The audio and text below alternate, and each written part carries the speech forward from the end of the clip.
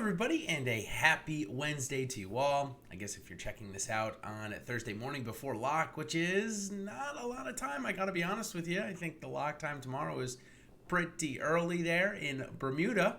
But this is the Against the Grain pod, or if you're watching on YouTube, I thank you for that. Appreciate it. And this is a little bit of an addition, or I'll say an upgrade to those of you that do listen to it on YouTube. I've added a little bit of a video element to it. So if you like looking at my ugly face, well, perfect. Good. This is for you then. If you don't, of course, you can check this out on our podcast feed by going to Awesemo.com. Searching for the podcast tab right on the top part, scrolling over to golf, and there you'll have all three of my weekly Awesemo Golf podcast series. The Against the Grain, which is this one, the last one, the opening tee, the first one, and of course the middle one, the Fit in the Form. So all three of those equal up to just about an hour and our weekly golf podcast series. So this one, the Against the Grain pod, if it's the first time you are joining me here, thank you for that. And what I do is I go over ownership for the expected slate. This is my projected ownership, not Awesemo's projected ownership. And of course, if you want to get Awesemo's projected ownership, well, I've got a promo to tell you about coming up just in a second, as this week's tournament, obviously the Bermuda Championship, as I just mentioned a couple of times. And here is that promo I'm talking about. It's a happy Halloween from us here at Awesemo.com. You're going to use promo code PUMPKIN to get access to Awesemo Plus Platinum Weekly for just $10.31. That's right, $10.31. A pretty darn good deal. That's a $30 value. You're going to get just about $20 off. It's a little too high math for me this early in the morning to do the exact math. But regardless, with that, you're going to get access to all of our player projections, top golfers tool for golf, top NFL stacks, ownership projections, and so much more for every sport that we've got going on. And right now, we've got NFL, we've got MMA, MLB just ended last night. Of course, we've got PGA DFS. In fact, we've got the Masters coming up in 2 weeks. And we've got, of course, esports always rolling on. So plenty of golf, college football, of course, now as well. So plenty of PGA DFS sports. Not PGA DFS. DFS sports. There we go. There's the wording I'm looking for.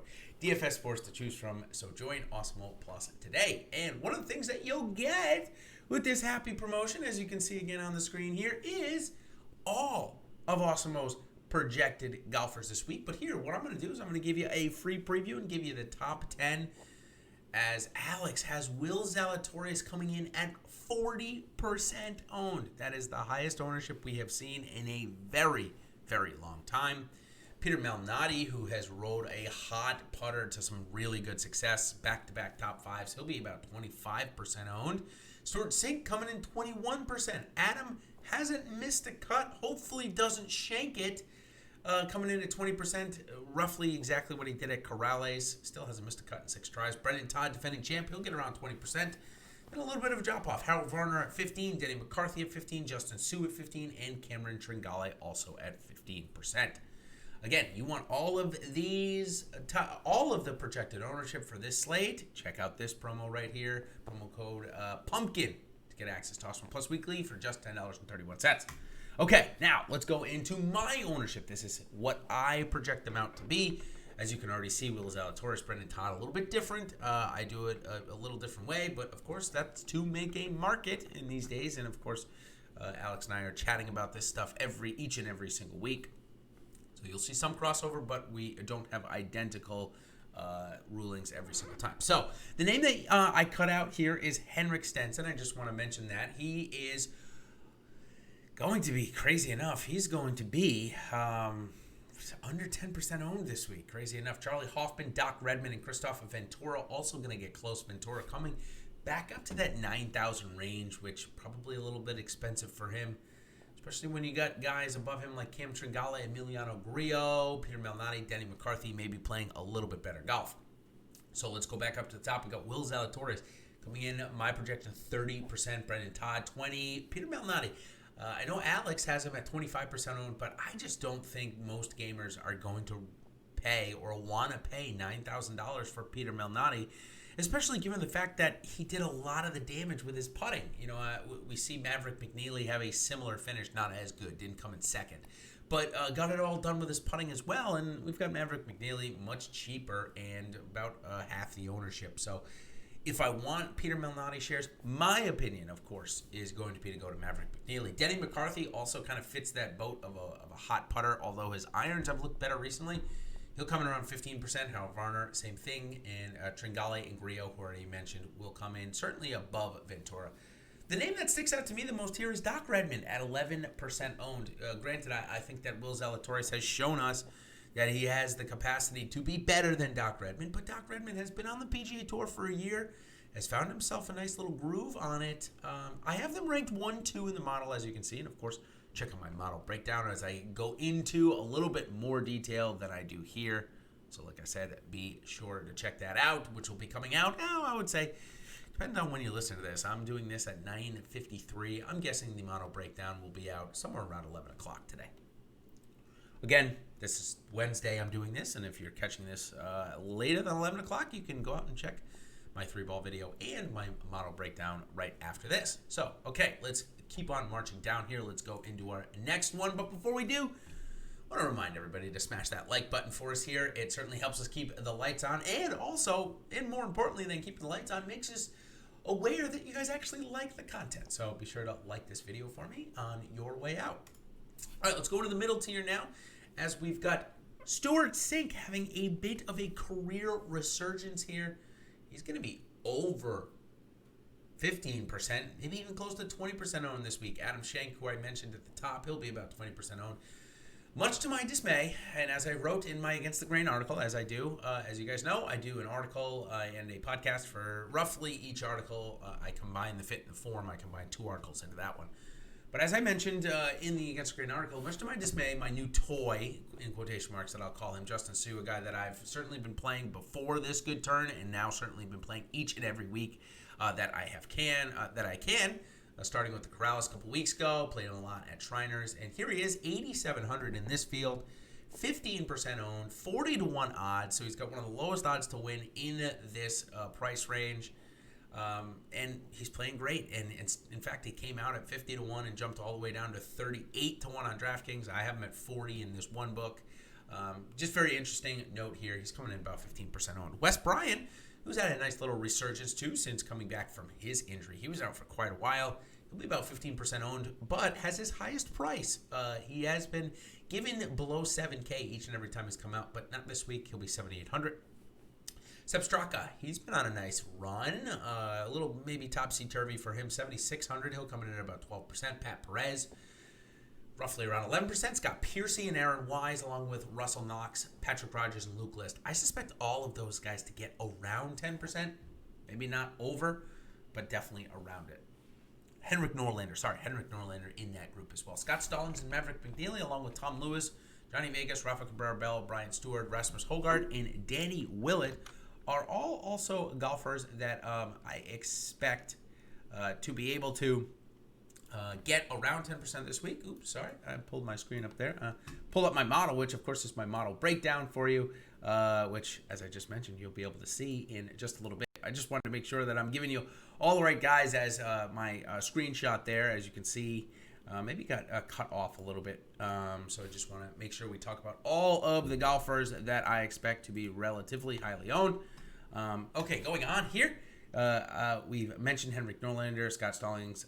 Next guy that I want to talk about, I actually got everybody on here except for Padraig Harrington. That's what I was looking for when I brought up my model for a second there. I apologize. On the video screen, I might have just slid it in there quickly. But Padraig Harrington is the only golfer that I didn't get in this price range that is not in this graphic. He's going to be about 3% owned. Okay, next, Tom Lewis. Up and down for Tom Lewis this year. Had that second place or really high finish at the WGC event, but hasn't done much.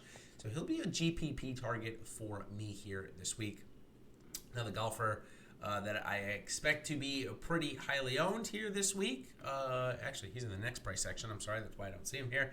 I was thinking about Wyndham Clark because he's actually $100 away from Tom Lewis and Johnny Vegas. But my cutoff for this price session was $7,500, so he'll be in the next one we'll talk about. Next guy, Johnny Vegas. Here's a guy that certainly he's helped me tremendously. I mean, I had him in a huge lineup of players when he came in the top 5 there. But since then, I feel like it's done not much for Vegas. But at $7,500 in a weak field, I think I'll probably have a couple of shares, especially with the expected ownership of around 7%. Another fave of mine, Brian Stewart. He was going through a nice little stretch there, but seemed like that came to a climax there last week, or a couple weeks ago, I should say, 3 weeks ago now, where he missed the cut. $7,500 for him now. 6% ownership. I think there's definitely an interest there. Then an interesting talking point. Sorry, I used that word interesting a couple of times there. I apologize. But Rasmus Højgaard, he is definitely a topic of conversation this week. As you can see on the graphic, he doesn't have a FanDuel price attached to him. I don't know why FanDuel decided not to add him into the price, into the player pool this week, but they did. In any case, maybe that's going to bring down ownership. Plus, maybe his price being a little high at $8,800. I expect him around 5 to 6% owned, even with the odds being at 33 to 1 to win.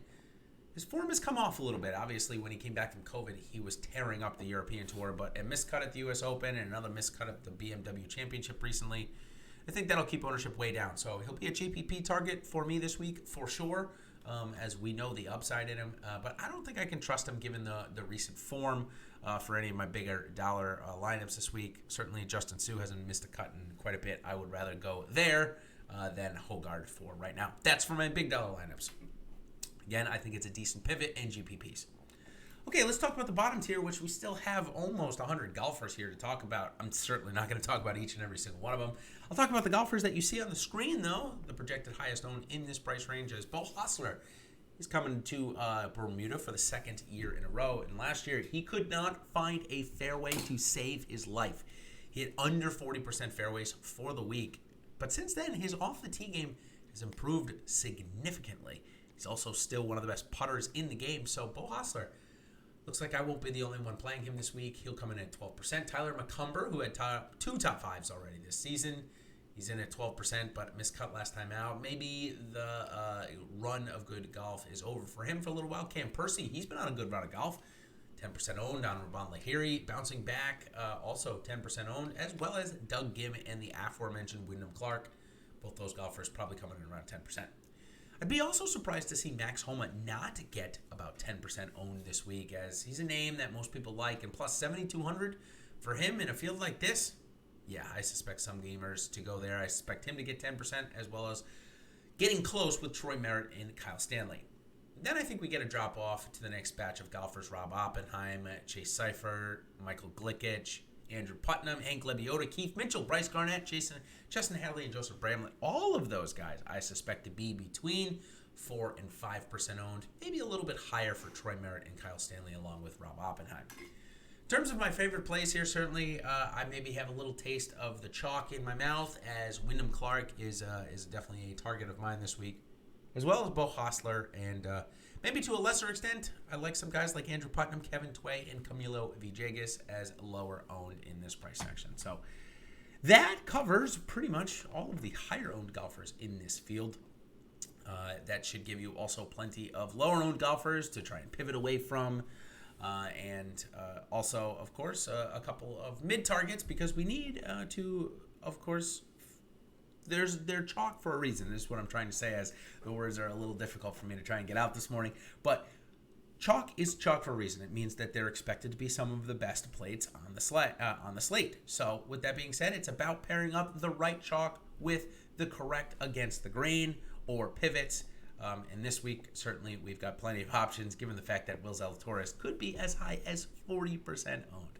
So good luck with that, whether you're going to decide to play him, go all in, match the field, or fade him.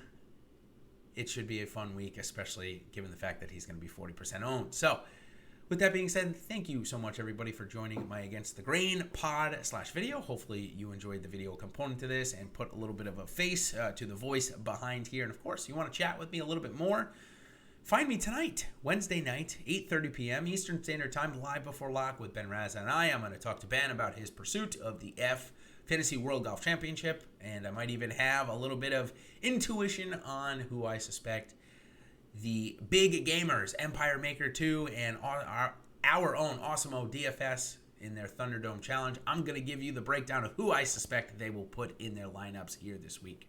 So until then, everybody, thank you for joining the third and final part of the Awesemo Golf Weekly podcast series, the Against the Grain. So until next time, everybody, good luck, and we'll see you on the other side. Cheers.